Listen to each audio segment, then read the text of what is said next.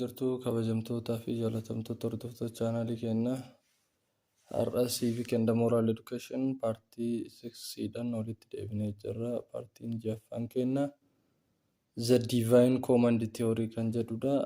Kanaafuu har'a the divine command theory akkasumas immoo the right theory fi Kant's theory kan jedhu kan waliin ilaallu ta'a jechuudha paartii kana keessatti. Kanaafuu uumee teoriin kun maal jedhaa, waa'ee maalii dubbataa, probleemiin inni qabu hoo maalii kan jedhu jalatti kan waliin ilaallu ta'a jechuudha. So according to DCT or divine command theory, ethical principles are simply as the commands of God. Akka warri teorii kanaa jedhutti akka teoriin divine command kun haasa'utti jechuudha. Ethical principles takkaa'uu dambii yookaan qajeelfamni sonawaa ta'e maalidha? Salphumatti simply the commands of God, ajaja rabbii takka ajaja waaqatti jedhee lafa kaa'ee jechuudha warri teorii kanaa. So according to the divine command theory, the ethical principle that govern the action of a certain person is known as what? Commands of the God. Any action of a human being can be ordered or commanded by what? By the God. Akka warri kun jedhetti kanaafuu dambii yookaan qajeelfamni sonawaa ta'e kan ilmi namaa gocha kamuu ittiin raawwatu takka akka raawwatuuf isa qajeelchu isa ajaju amrii waaqaa takka amrii rabbiiti jechuudha, ajaja rabbiiti jechaadha. They derive their validity from God's commanding them. Isaan kun validity isaanii takka mootuu dhugummaa fi akkasumas seerota isaanii kan irraa drive godhan maal irraa? God's commanding irraa. God's commanding them waan rabbiin takka uuman isaanii isaan ajajarraa drive godhatan jechuudha. Validity isaanii wanti tokko valid jedhamuudhaaf commanding gaadiitti jiraachuu qaba jechuudha. Takka gaadiin itti si ajajuu qaba jechuudha wanti sun valid ta'uudhaaf. Wanti sun immoo invalid ta'uudhaaf rabbi itti si ajajuu dhabuu qaba jechuudha, yookiin immoo faallaa waan rabbi itti si ajajisanii yookaan dalagu taate wanti sun invalid jedhama jechuudha akka isaaniitti. And they mean commanded by what? By God. They mean kana jechuun they derive their validity from God's commanding them jechuun gara biraatiin maal jechuudha? Commanded by God. Uumadhaan takka rabbiin ajajamanii takka rabbiin ergamanii yookaan qajeelfamanii bitamanii jechaadha. Without God there would be no universally valid morality. Maal jedhanii warri teorii commandii lafa kaa'e kun maal jedhanii? Without God, rabbi malee takka uumadhaan alatti there would be no universal valid morality. Moralitiin valid ta'e kan waliigala tokko illee hin jiru jedha lafa kanarra. Meenuun alatti ajaja takka amrii rabbiitiin alatti namni amrii rabbiin fudhanne takka namni ajaja waaqaa hin fudhanne universal valid morality waan jedhamu tokko illee hin qabu. Kanaafuu universal valid moralitiin tokko jiraachuuf maaltu jiraachuu qaba? Commands of the God jiraachuu danda'u qabaata jechaadha. We can analyze the DCT or divine command theory into three separate theses or three separate parts. Paartii gurguddoo sadiitti qoonnee ilaaluu dandeenyadha teorii kana. Tokkoffaa paartiin nuti itti qoonnee ilaallu morality kan jedhudha. Lammaffaan moral rightnessidha. Sadaffaan morality essentialityidha jechaadha. Kanaafuu moralityidhaan maal jedha? That is rightness and wrongness originates with God. Morality jechuun jedhan sirrummaa fi dogongora takkaa'uu fudhatamiinsa dhabuu maalirraa maddeedha jedhanii rabbiirraa maddeedha jedhan moralitiin kun. Kanaafuu they associate morality with the what? With the God in a short. The second parts of the divine command theory is moral rightness simply means what? Willed by God. Moral rightness jechuun akka wanti tokko moraalii sirriidha kan jennu salphumatti yoo maal ta'edha? Willed by the God. Rabbi yoo fedheedha, waan rabbi fedhu yoo dalayde takka fedhii rabbi yoo kan guuttaate yoo kan dalaydu taate wanni feeti rabbii keessa jirtu sun moral rightness qaba jechuudha. And moral wrongness means being against will of God. Moral wrongness wanti tokko moraalii wrongidha takka dogongora kan jennuun akka warra divine command theorytti yoo faallaa fedhii rabbii ta'edha takka faallaa ajaja rabbii yoo ta'edha jedhanii warri kun. The third purpose of DCT is because morality essentially is what based on what divine will. Divine will means what? God will in a short.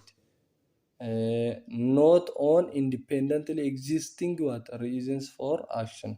No further reasons for action are necessary. Gochichi barbaachisu caala maal irratti xiyyeeffata warri kun warri divine command theory kun divine will irratti takkaa'u God will takkaa'u creator will irratti kan xiyyeeffatudha jechuudha. Fedhii uuma irratti kan xiyyeeffatudha. Maal caala gochicha caala jechaadha. We can summarize the DCT this way karaa kanaan summarize gochuu dandeenya. DCT armoolitti paartii sadiitti qonnee ilaalle kana haala kanaan summarize gochuu dandeenyadha. Morality not only originates with God. Moralitiin kan waaqarraa dhufe qofa miti, but what moral rightness means willed by God and wrongness means being against the will of God. Salphifnee yoo summarize goonu tokkoffaa fi isa lammaffaa kana walitti hidhee maal jennaan gabaabsinee yeroo ibsinu DCT kana DCT'n kun maal state godhe morality not only originates with the God. Moralitiin kuni rabbirraa qofa kan dhufe miti gara biraatti illee dhufuu danda'a. Kana jechuun rabbirraa hin dhufne jechuun kennu rabbirraa illee dhufe gara biraatti illee dhufuu danda'a. Kan rabbirraa dhufe qofa miti gara biraatti illee dhufuu danda'a. Ofii rabbirraa dhufe jira. Ta'ullee jedha moral rightness jechuun moralitiin kuni uumarraa qofa dhufuu dhabullee moral right jechuun takka moral rightness jechuun kan fedha waaqatiin ta'edha. Akkasumas moraalii wrong jechuun immoo gocha fedhii waaqatiin ala ta'edha. Takka ajaja waaqatiin ala ta'edha jedhanii haala kanaan ibsanii. So we may say or so we may ask if God doesn't exist, everything is permissible. Kanaafuu gaafii kana itti gaafachuu dandeenya. Tiyoorii kanarraa takka tiyoorii kana gaafii kana itti gaafachuu dandeenya. If God doesn't exist, yoo rabbiin takka uuman hin jiraanne everything is permissible, wanni kamuu ni danda'ama gaafii jettu gaafachuu dandeenya. If so, yoo akkana ta'e immoo nothing is forbidden or recorded. Yoo rabbiin jiraatin wanni kamuu kan danda'amu ta'e nothing is forbidden, wanni dhorkamu tokko illee hin jiru. Or record, wanni barbaadamus tokko illee hin jiru. Osoo waan hin jiraatini gochi kamuu ni danda'ama jechuudha. Wanti dhorkamus hin jiru, wanti namarraa eegamus hin jiru jechuudha. Wanti irraa dhorkamtus hin jiru, wanti sirraa barbaachisus hin jiru jechuudha. Without God we have what? Moral nihilism. Nuti uumadhaan alatti takka rabbiin ala maal qabnedha? We have moral nihilism qabna jedha. Moral nihilism jechuun kan ilmi namaa yaadan waan ilmi namaa yaadan beeku tokko takka safuu yookaan ittiin bulmaata ilmi namaa ofumarraa kaasee yaada ittiin bulu tokko. Namoonni tokko osoo uumaan jiraachuun beekin gara uumatti waan tokko osoo hin harkisiin namuma isaatiin ittiin bulmaata ta'e wayii waan isarraa barbaachisu wayii kan yaadan beekuu jira. Waan immoo irraa dhorkamu wayii waan isaaf hin taane takka waan isaaf hin barbaachifne kan beekuu jira jechuudha. Wanti akkasii ittiin bulmaanni akkasii sun maal jedhama? Ittiin bulmaata moral nihilismii jedhama jechuudha. Kan ilmi namaa namuma ta'uudhaan ilmuma namaa ta'uudhaan beeku jechuudha. If there is no God, then nothing is what? Ethically wrong, record or permitted. Yoo rabbiin hin jiraanne nothing is ethically wrong. Wanti kamuu ethically wrong ka ta'e hin jiru. Akkasumas wanti isirraa eegamus hin jiru. Akkasumas wanti danda'amus wanti permitted ta'es hin jiru jedhanii haala kanaan lafa kaa'anii jechuudha. Kanaafuu paartiin itti aanu maal jedha? Morality probleemii divine command theory kana wajjin jiru jechuudha. Mee probleemii akkamii qaba theory'n kun? Rakkina ni qaba moo qabu? Takka weakness ni qaba moo qabu ka jedhudha. Weakness mataa isa danda'e qaba. Weakness lama qaba. Weakness lamaan there are two problems with DCT that need to be faced by those who hold it. Warroota theory tana hold godhu harkaa qabu rakkinni jara mudatuu danda'u qunnamuu danda'u rakkinoota armaan gadii lamaan kanadha. Tokkoffaa DCT would seem to make what the attribution of goodness to God redundant. Kanaafuu DCT'n kun maal sitti fakkeessu mala attribution goodness maalumatti hirkisu waaqumatti qofa takka uumaa qofatti deddeebisu yookaan uumaa qofatti hirkisu. fakkeessuu mala. The statement God commands us to do what is good merely is logically empty statement dha. Maal jenna? The statement God commands us to do what is good merely. Statementiin rabbiin waan gaarii ta'e dalaguu qofa irratti nu qajeelcha jedhu logically empty statement dha. Inni psychologically illee haa true ta'u garuu naturalist true ta'u logically akka warra falaasamaatti yoo ilaallamu akka sobaatti ilaalanii jechuudha. Garuu inni actually realitiin isaa dhugaadha jechuudha. Rabbi waan gaariitti malee nama ajaju waan ta'eef kun rakkina takka dogongora warri theory kun yaade akkasitti hubatanii jechuudha. Maal jedhanii logical empty statement jedhanii kun dogongora takka weakness inni qabu. In lamaffaan DCT seems to make morality into something arbitrary. Ammallee DCT kun morality akka maalitti ilaala? Arbitrary itti ilaala. Arbitrary jechuun nam tokko qofaaf takka nam qeenxee tokko qofaaf galchuu kana jechuun maal jedhanii morality maal wajjin associate godharre gaadii qofa wajjin associate godhan commandii gaadii wajjin qofa waan associate godhanii sababa kanaaf akka arbitrary takkaa'uu qeenxummaatti takkaa'uu gara qaama tokko qofa hirkisanii ilaalanii kunis akka rakkooti jechuudha akka warri kun kaayetti. Kanaafuu rakkinoota gurguddoo lamaan kana qaba. Isa kana qormaata irratti maybe sin gaafachuu mala or how many problems that DCT would have yoo isin jedhan lama ta'uu fi yoo barreessi jedhan haala kanaan gaafasitanii firra barreessuu danda'u qabaattanii teoriin itti aanu mootu rights theory jedha. Rights theory kun mee akka divine command theory san jedhamoo akka biraa jedha kan jedhu kan waliin ilaalu ta'a asirratti. Most generally right is what justified claim against what another person's behavior jedha. Most generally yeroo hedduu takkaa'u akka waliigalaatti right jechuun justified claim dha. Mirga ibsame takkaa'u mootuyyuu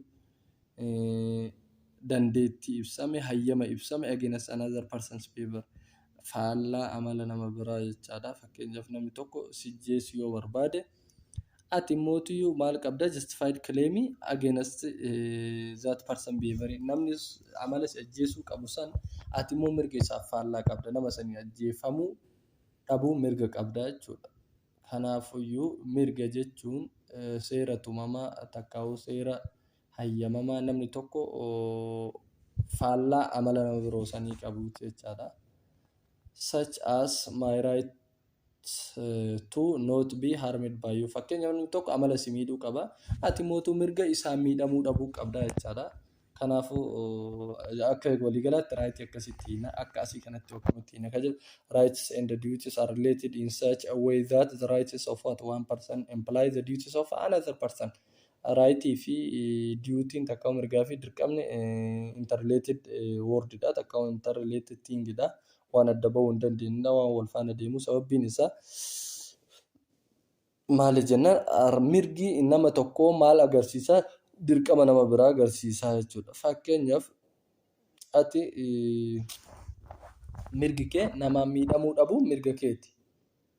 Nama miidhuu dhabuun immoo dirqama nama biraati jechuudha. Fakkeenyaaf ani tolosaadhaan miidhamuu dhabuu takka tolosaadhaan ajjeefamuu dhabuun mirga kiyya. Tolosaallee na ajjeesuu dhabuun immoo na ajjeesuu dhabuu dirqama isaati jechuudha. Anaaf ajjeefamuu dhabuun sun anaaf mirga. Tolosaa na ajjeesuuf amala na ajjeesuu qabu saniif immoo na ajjeesuu dhabuun sun maali dirqama ta'a jechuudha. Kanaafuu those two terms or two words are interrelated words dha takka immoo inseparated word dha jechuudha. For example, if I have a right to payment of jedha kun kanuma nama isin ibse kana waan harawaa miti. Example, British philosopher Johann Locke argued that the laws of nature mandate that we should not harm anyone's life, health, liberty, position. For Locke, these are what natural rights jedha. Amma British philosopher Johann Locke jedhamutu right theory kana lafa kaa'e yeroo lafa kaa'u maal jedheeti lafa kaa'e mandeetii tokko lafa kaa'e takkaa'u tumaata tokko lafa kaa'e tumaan lafa kaa'e sun seera uumamaa wayii tumee lafa kaa'e seerri uumamaa sun maal jedha? We should not harm anyone's life jedha. Nuti jireenya takka lubbuu nama kamiitu balleessuu hin qabnu jedha.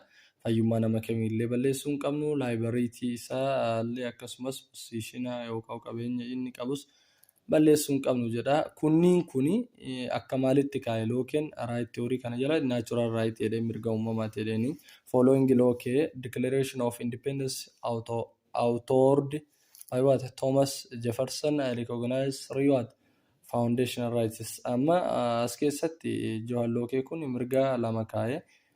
Natural right fi foundational right jedhee kaa'e. Natural rightiin qaarma walitti isinii hime kana. Foundational rightiin immootu mirga lubbuun jiraachuu kaan walitti dhiyeenya qaba. Liberty qabeenyaa akkasumas pursuit of happiness gammachuu fedhuu kan jedhu lafa kaa'e jechuudha. Jefferson and other rights theorists maintained that we deduce other more specific rights from what?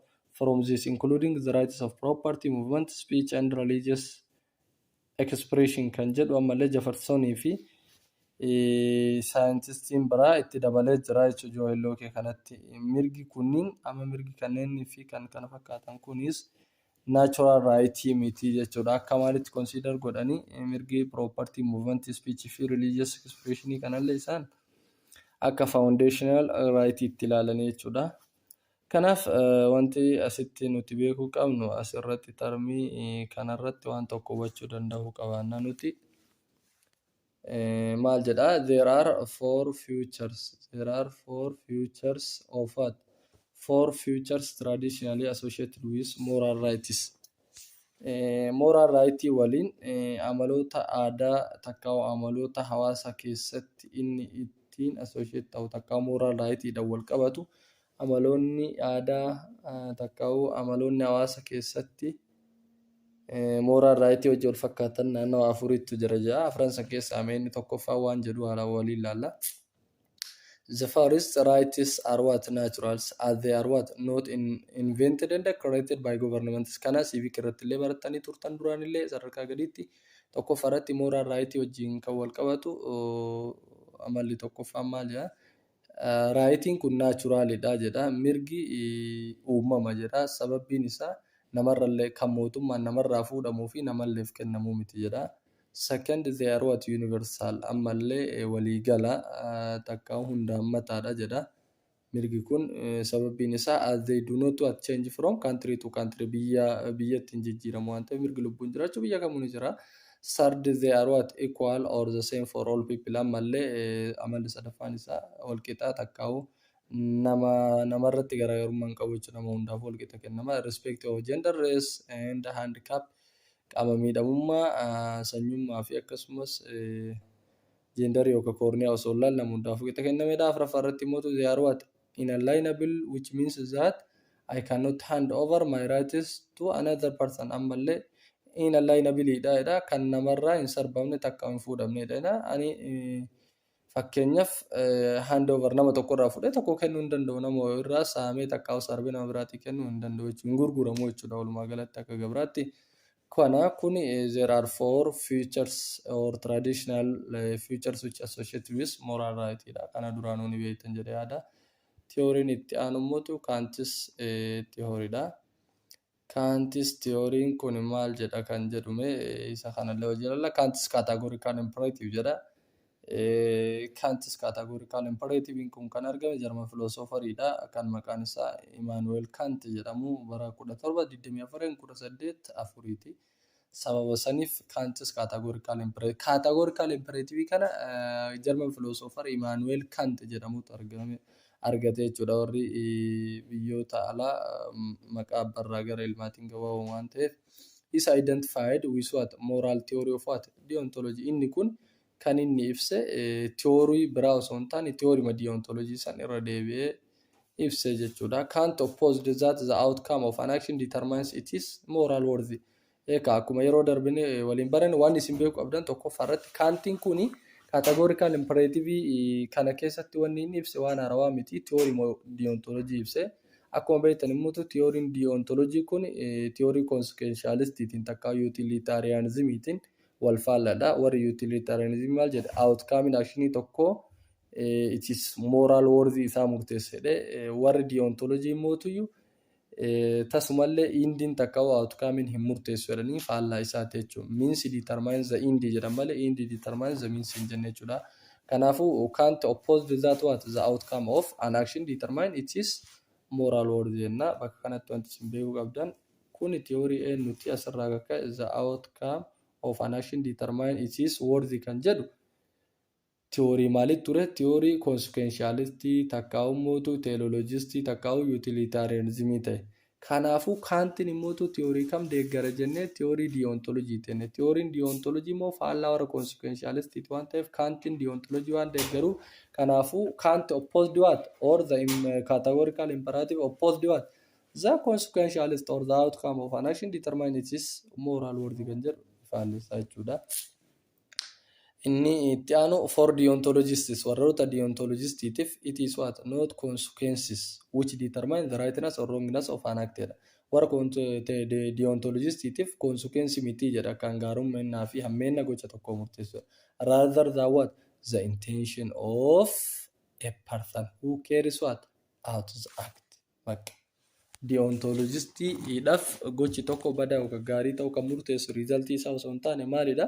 Niyyaa namtichi gocha san raawwatu qabu. Takkaa'u waan keessoo namicha gocha san raawwatu jirutu gochi sun badaa fi hamaa ta'uu murteessaa jechuudha. Akka fakkeenyaaf niyyaan namicha sanii duutii takkaa'u dirqama waaqaa guutuu yoo ta'e gochi suni gaariidha. Dirqama immootuyyuu waan irra hin kenne zimma jedhe ka waan irra hin kenne akkasumas lubbuun isallee irra hin kenne ka hawaasnis irra hin kenne tokko naannoo birallee irra hin qabne zim jedhee ofirraa ka'ee takka mootuyyuu faallaa sanii yookaan dalagu taate moral action jedhama. Kanaafuu salphumatti haala saniin hubachuu danda'uu qabaanna. The emphasis is what on the correctness of amma xiyyeeffannaa warra deontologistii kana takka warra kaantii categorical imperative kana maali? Kaantii maal deeggara jenna? Deontology deeggara waan jenna jechuudha. The emphasis is what on the correctness of the action regardless of what possible benefits or harm it may produce. Amma emphasis warra deontology takka kaantii kana maali? Correctness of the action sirrummaa gochaa gochi sirrii ta'uu gochichi san takkaa'u miinsii adeemsa gochichi itti raawwatu san laala malee maal ilaalu possible benefit bu'aa irraa argamuu danda'u takkaa'u miidhaa inni oomishuu malu san hin laalu jechuudha. Kana jechuun consequence hin laalu jechuudha. So qormaata irratti yoo isin gaafate Kants or deontologists are focused on A, possible benefits or harm it may produce, B, correctness of the action, C, the means of the action, D, the duty behind the action, E, all except A is injured, all except A ta'a jechuudha. Kaanti yookaan mootuyyuu deontology kan irratti xiyyeeffatu means irratti ni xiyyeeffata, correctness of the action irratti ni xiyyeeffata, duty behind the action irratti ni xiyyeeffata, akkasumas immoo maal irratti xiyyeeffata inni kuni maal irratti xiyyeeffata dabalataan immoo intention of the person who carries out the act jechuudha. Kana afran irratti xiyyeeffata malee maal irratti indii takkaa'u consequence yookaan result yookaan benefit if harm inni dhumarra fidisan irratti xiyyeeffatu jechuudha. So deontologists maintain that there are what some moral obligation which are what absolutely binding no matter what consequences are produced. Deontologistiin maal maintain godha maal qaba takkaa'u maal eegaa that there are what some moral obligation takkaa'u dirqamni safummaa takkaa'u dirqamni hawaasummaa yookaan dirqamni hamilee tokko which are absolutely binding, absolutely kan sitti hidhate takkaa'u si qabate tokko ni jira jedha isarratti xiyyeeffata. No matter what consequences are produced. Gaafa dirqamni akkasii jabaan sun si qabate gochi sun consequence fedhe isaa maddisiisu. Yoo harmi consequence fedhe inni produce kan godhu taate dirqama moral obligation sirra jiru sun si dhufe taanan moral obligation sirra jiru san laalta gochi san raawwachuu qabda malee consequence ilaaluu qabduudha akka warra deontology. Kanaafuu warri deontologistii wanti isaan eeggatan maalidha? Moral obligation ichi absolutely sirratti hidhatee jiru takkaa'u si walitti bind ta'ee si walitti qabatee jiru takkaa'u dugda keetirra jiru san laalan malee consequence fedhinnaa oomishuu consequence san hin laalan jechuudha. Kanaaf haala kanaan adda baafachuu danda'uu qabaanna. Kanaaf mee categorical imperative maal jedha? Kant's duty based theory jedhama. Maqaan biraa categorical imperative kun maal jedhama? Kaantis duty based theory dha. Maaliif kaantii eenyu deeggara inni deontologistii deeggara jenne waan ta'eef theory is what emphasize a single principle of duty. Kanaafuu pirinsipiliin takkittiin categorical imperativein takkaa'u kaantis duty based theory kun ittiin deeggaramu takkaa'u ittiin hoogganamu maal jedhamti pirinsipilii qeenxee maal jedhamtuudha principle of duty bakka. Dambii dirqamaatiin hoogganamaa jechuudha. Dirqama waan san duuba jirutuyyuu gochichi moraalii raayitii fi wrongii ta'uu murteessaa jechuudha. We have what moral duties to oneself or others. Nuti moral duty qabna ofii keenyaaf illee moral duty qabna nama biraatiif illee moral duty qabna. Such as what developing one's talents talentummaa kee cimina kee gonfatu takkaa'u mootuu guddifatuun sirra jiraata dirqamaatti ofirraa qabdu. Keeping our promotion immoo dirqamaatti nama biraa wajjin qabdu moral obligation takka moral duty ati nama biraa wajjin qabdu nama wajjin waadaa walii seentaanan akkuma safuu hawaasattuu dirqama ofirraa qabda waadaa san guutuu takkaa'u kabajuu yookaan eeguu jechuudha yoo kana cabsite moral obligation balleessite jechaadha ati. Kanaaf however can't argue that ta'ullee jira can't argue that there is a more foundational principle of duties that encompasses our particular duties jedha. Ta'ullee kaantiin maal irratti waliin gala jedha more foundational principle of duty ni jira jedha. Kanaaf foundational principle of duty kun maal kan of keessaa qaban jedha particular dutyota hedduu kan of keessaa qaban jedha. Kanaaf mee dutyonni hedduun maal ke foundational principle duty keessatti argaman suni kan kaanti irra walii galee takkaa'u lafa kaa'e sun kan fa'aa kan jedhu asitti waliin ilaaluta. It is a single self-evident principle of reason that he calls what categorical imperative. So in short, categorical imperative means your definition categorical imperative is gaafatan. Categorical imperative is what a single, self-evident principle of reason salphumatti bakka. Categorical imperative jechuun isa tokko takkaa'u isa qeenxee dambii qeenxee takkaa'u dambii tokko akkasumas immoo dambii self-evident ta'e kan ragaa quubsaa qabu dambii ragaa quubsaa qabu dambii qeenxee ragaa quubsaa qabu kan maali sababa takkaa'u riizina tokkorra dhiyaatu jechuudha. Kanaafuu dambiin qeenxee fi ragaa quubsaa qabu kan sababeessa tokkoof jiru takkaa'u dambiin sababeessa tokkoo inni qeenxee fi inni mootuu ragaa of danda'a qabu sun maal jedhama salphumatti categorical imperative jedhama. Kanaafuu yoo qormaata irratti what is categorical imperative isiniin jedhe categorical imperative is a single self-evident principle of reason in a short bakka salphumatti haga bakka kanaa qofa barreessitanii jechuudha definition isaa isin gaafate haga bakka kanaa qofa barreessitanii reason bakka itti biratti tuqaa gootanii jechuudha. Kanaafuu categorical imperative or principle self-evident ta'e principle reason self-evident ta'e single ta'e kuni he argued is different from what hypothetical imperative irra adda categorical imperative kun maaliif hypothetical single miti kun single dha hypothetical self-evident principle miti kun garuu categorical self-evident principle of reason dha jechuudha. Lachuu principle of reason dha garuu categorical single dha kun single ta'uu dhabuu mala. Categorical self-evident principle dha kun immoo non self-evident principle dha jechuudha. That hing on what some personal desire irratti hundaa malee self-evident principle miti. Kun desire fedhii namallee of keessatti qabata jechuudha hypothetical kun. That we have. For example, if you want to get a good job, then you ought to go to college jedha. Kana jedhu kun hypothetical maalidha? Hypothetical imperative tokkana jedha. Yoo hojii gaarii kan barbaaddu taate gara kolleejii deemuu qabdaa jedha. Kanaafuu desire fedhiitu keessa jira jechuudha. By contrast, categorical imperative immoo faallaa kanaa maal jedha? Simply mandate is an action. Bakka actionii mandate godha. Actionii sirreessee kaaha. Irrespective of what? Personal desires.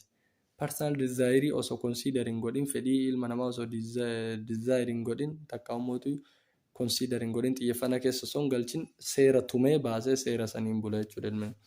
You ought to do X bakka malee yoo akkana taate if you went to get fedhiidha amma kun if you went to get a good job kun amma desire personal desire dha jechuudha. Fedhii nama dhuunfaati. Fedhii boodan maal jedhe then you ought to go to college achi booda dhufe jechuudha dursa fedhii fide. Kun garuu maal jedha? You have to do X bakka. X dalaguu qabda. Takkaa'u kolleejjii dhaquu qabda. You have to go to school bakka. Yoo akkana feete waan jedhu hin qabu jechuudha. Kun garaagarummaa kaatagoorikaalii fi hipoteetikaalii hin qabdudha jechuudha. Kanaafuu can't believed jedha asitti ilaala bakka kanatti. Can'tiin maal irratti believed ta'a? Can't believed there was what? Just one command or imperative that was what? Categorical. Can'tiin maal jedhee yaada? Commandii tokko takka imperative takkatu jira. Kan maal ta'e inni sun categorical kan ta'e that presented an action as what? Necessary of itself. Gochi mataan isaa barbaachisaadha bakka. Kolleejjii dhaquun mataan isaa qofti barbaachisaadha. Malee hojii gaarii yoo argachuu barbaadde kolleejjii dhaqe wanti jedhu hin jiru. Kolleejjii dhaquun mataa isaa gochumtaan kolleejjii dhaquu takka mana barumsaa dhaquun mataa isaa barbaachisaadha. Wallaalummaa sirraa balleessa waan ta'eef. Kanaafuyyuu categorical imperativein kan inni itti amanu gochichuma mataa isaa san you have to do X jedha. X masanitti amana jechuudha. Gochichummaan X jedhamu kun raawwatutti amana malee personal desire wanti hin godhu jechuudha. This universal command, this universal maal jedha? He believed that from this one categorical imperative, this universal command or all commands of duty could be derived jedha. Kunis anuma wal qabata.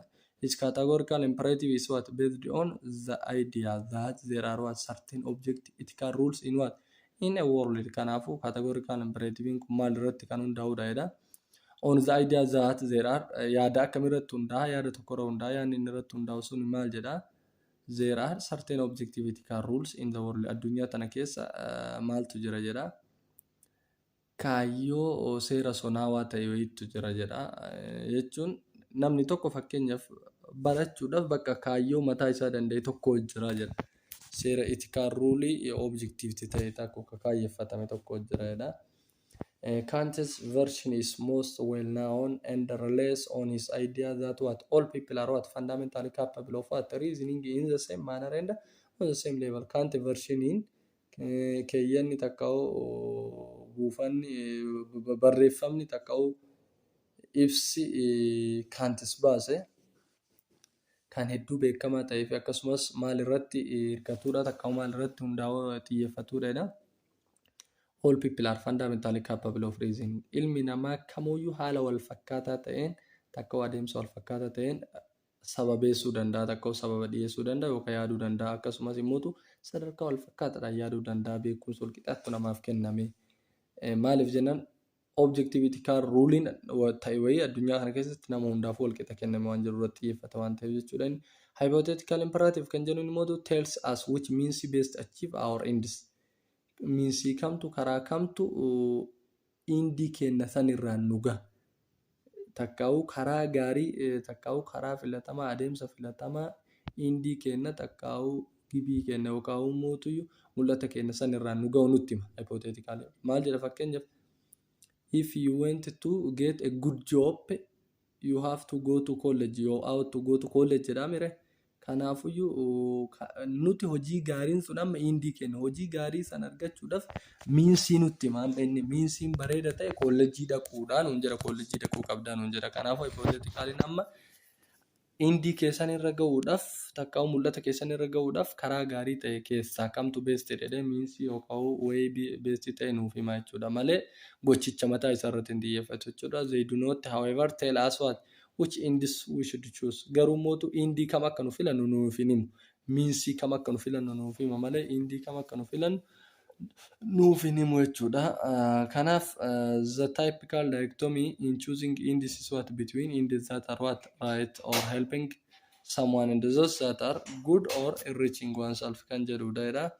Kant considered the right superior to what the good. Kant kan inni irratti xiyyeeffatu raayitiin maalirraayyuu fudhatama qabata akka maalirraayyuu gaariidha good. Fakkeenyaaf jechoota goodii fi raayitii kana yoo wal dorgomsiifnu ta'e Kant biratti kan gatii qabu gochi tokko raayit yoo jedhame gochi inni biraa immoo good yoo jedhame kan raayit jedhamu gocha raayit ta'e san caalchisaa jechuudha darajaadhaan takka sadarkaadhaan jechuudha. In Kant's view, a person cannot decide whether conduct is right or moral through empirical means.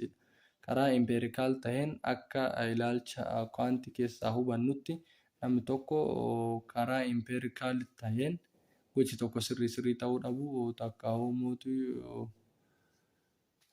dogongora ta'uu murteessuu hin danda'u jedha. Such judgments must be reached a period using what? For practical reason. Practical reason fayyadamuu danda'uu qabaannaa reason can what determine principle according to which all indices can be determined as moral. Kanaafuu kanti amma kan irratti xiyyeeffatu deemee gocha tokko kan murteessuun empirical means qofaan osoo hin taane reason irratti illee hundaa'uu qabnaa keessa'u pure practical reason tantaate irratti xiyyeeffannee gochi tokko moraalii gudii jennee murteessuu dandeenyedha. Kanaafuu dhuma irratti wanti asirraa isin hubachuu danda'uu qabaattan maal jedha? It is this fundamental principle of moral reason that is known as what? Categorical imperative jedha. Inni kuni kan inni asitti baanu kuni fundamental principle of moral reasoning suni maalidha? Categorical imperative. Kanaafuu ammallee categorical imperative definition isaa inni biroo categorical imperative is what? The fundamental principle of moral reasoning yoo jettaniin illee ni ta'a jechuudha. Laalaa bakka anjala sararee kanatti. Inni kunis definitionii maaliti? Categorical reasoning jechuudha. Kant's theory is what? Hinged on autonomy and his formulation of categorical imperative unless person freely and willingly makes a choice, their action has no meaning jedha. Kanaafuu kantiin kan irratti xiyyeeffatu autonomy irratti xiyyeeffata, ofiin of bulchuu takkaa'u mirga ofiin ajajamuu irratti akkasumas his formulation categorical imperative. Categorical imperative fi autonomy irratti xiyyeeffata. Autonomy immoo maal jedha? Person freely yoo hin taane ilmi namaa yoo bilisaan fi akkasumas fedhiidhaan gocha tokko hin filanne gochi sun ingilisiidha kan qabu jedhee ibsee jechuudha. Kanaafuu as keessatti kun consider ta'uu qaba jedha warri kanti. Autonomy jechuun maal akka ta'e konseptii waliin hubanna. Autonomy is one's own beliefs, independence, government, etc. Autonomy jechuun namni tokko believii mataa isaatiin ajajamuu takka ilaalcha mataa isaatiin deemuu of danda'u akkasumas immoo of aangomsuu takka ofiin buluu jedha. Acting without regard for anyone else. Kanaafuu waan tokko dalaguu yoo barbaade nama tokkoon osoo hin ajajamne ofii isaatii dalaguudha.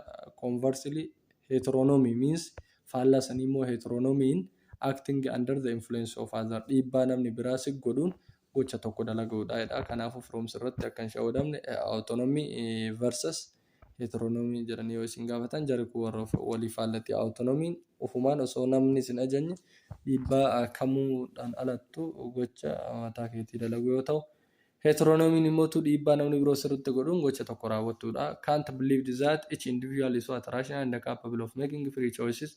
Thereby relies on what? Autonomous thinking jedha. Kanti kanaafuu heteronomy osoo hin taane kan inni deeggaru autonomy dha jechuudha. Kant concludes that a true moral proposition must be what? Not tied to any particular condition including the identity of person making a moral deliberation jedha. Kantiin amma maal conclude godhe dhumarra true moral proposition kan jedhamu yoo maal ta'edha jedha. Must not tied yoo maal ta'uu dhabeedha yoo maalitti hidhamuu dhabeedha. Gochi ilmi namaa tokko dalagu condition kamittuu condition murtaa'aa kamittuu yoo hidhamuu dhabe wal qabatuu dhabu taate true moral proposition jedhama jedhan akkasii sun including condition gochi namaa itti hidhamuu malu sun akkamiifaa person making deliberation identity takka eenyummaa keetiin faa yoo wal qabsiisamu ta'e gochi tokko gochi sun true moral proposition action jedhamu jechuudha. Kanaafuu kanarraa bilisa ta'uu qaba jedha.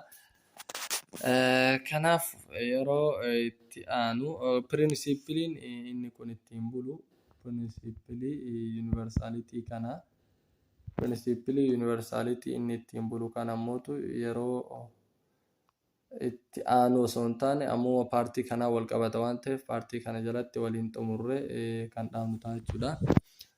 Principilii lamaan hoogganamaa kantiin kun tokkoffaa irratti principle of universality fi akkasumas principle of autonomy qabaachuu qaba.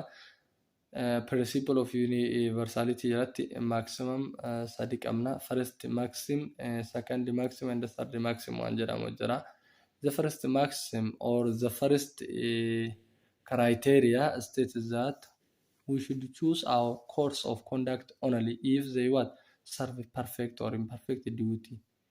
and are good for all. First maximiin takkaa'u kiraayiteriiyaan tokkoffaan kan inni state godhu kan inni ibsu universality principle kanatti nuti gocha tokko yeroo raawwannu code of conduct gocha sanii kan filannu takkaa'u kan murteeffannu yoo gochichi sun perfectidhaan takkaa'u imperfect dutyidhaan kan ta'u taate fi akkasumas immoo nama hundaafu gaarii kan ta'u taatedha jedha. Perfect duty maali? Imperfect duty maali kan jedhu immoo kan waliin ilaallu ta'a. Perfect duty jechuun are blameworthy if not met. Yoo waan san argachuu dhabde takka yoo waan san irra gahuu dhabde waan saniin wal gahuu dhabde akka malee of komatu takka seenahuu of aalatu jechuu yoo ta'u. Example, avoidance of suicide. Avoidance of suicide jechuun of odorraa of dhoorguu. Of dhoorguu. Bakka jechuun fakkeenyaaf suicide lubbuun kee of fudhi yoo kasiin jettu taate isa sanarraa of dhoorguu dandeetta taanaan ati perfect duty baatee jirta jechuudha. Duty'n keessumaa perfect duty jedhama. Inni itti aanu imperfect duty'dha. Imperfect duty'n immoo do not achieve blame. Bakka blame irra hin geettu sadarkaa of aalatu irra hin geettu. Rather they receive what praise if completed. Bakka silaa of aalatu takka of komattu san maal goota they receive praise faaruu takka of jajuu gammachuu kan fudhatamanidha jedha if completed yoo waan san kan xumuran taate. For example, cultivating talent. Talentummaa kee guddifatu fakkeenyaaf namni dandeettii ofii yoo kan guddifatu taate maaster irraa gara PhD irraa gara profeesarummaa yoo kan jijjiiratu taate bakka silaa ofis seenuu san maal argata si takka faaruu yookaan jajuu argata jechaadha. Kanaafuu perfect duty akkasii imperfect duty immoo faallaa kanaati jechuudha. Haala kanaan hubattanii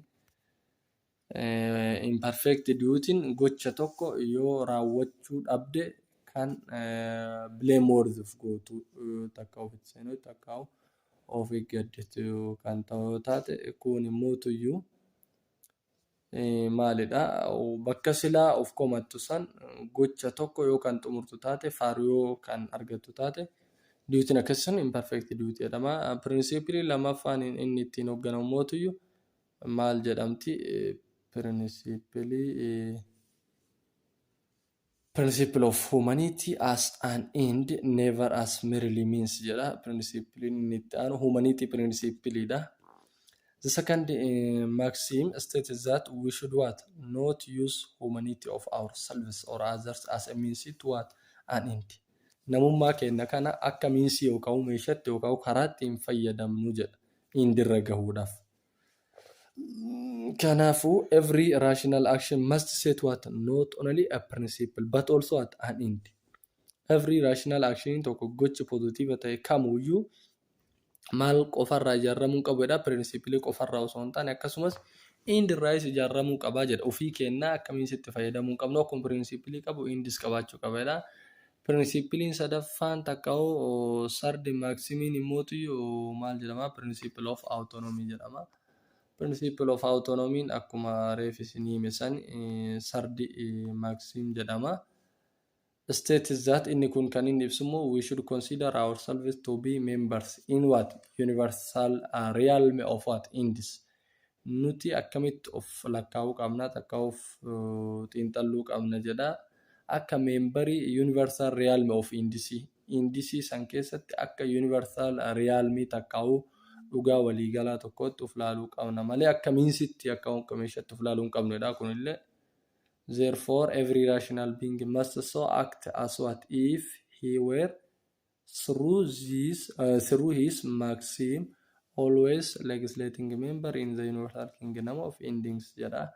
Kanaafuu every rational being tokko wanti tokko positive ta'ee gocha akka gocha positivetti ilaalamuudhaaf maxim sadaffaa takka principle of autonomy kana keessa yoo darbeedha. Kana keessa yoo kan hin darbin taate kana jechuun namni tokko akka membarii warra gocha san raawwatutti of laaluu qaba malee meeshaa aktii saniitti takka akshinii saniitti of laaluu hin qabu yookaan indi saniif akka meeshaatti of laaluu hin qabu yookaan karaatti akka membarii aktii san raawwate indii san argatutti of laaluu danda'u qabaata jechuudha. So those three principles or three maxim are the maxim by which Kant's categorical imperative are what? Governed or what? used jennee haala kanaan hubanna jechuudha. Kanaafuu yeroo itti aanu paartii jaffaa maybe paartii dhumaa yookaan paartiin tokko kan boodatti hafu ta'uu mala. Paartiin jaffaan nuti itti walitti deebinu paartiin torbaffaan nuti itti paartiin torbaffaan nuti itti walitti deebinu Roses Primer Fashion Duties or Moral Guidelines kan jedhudha.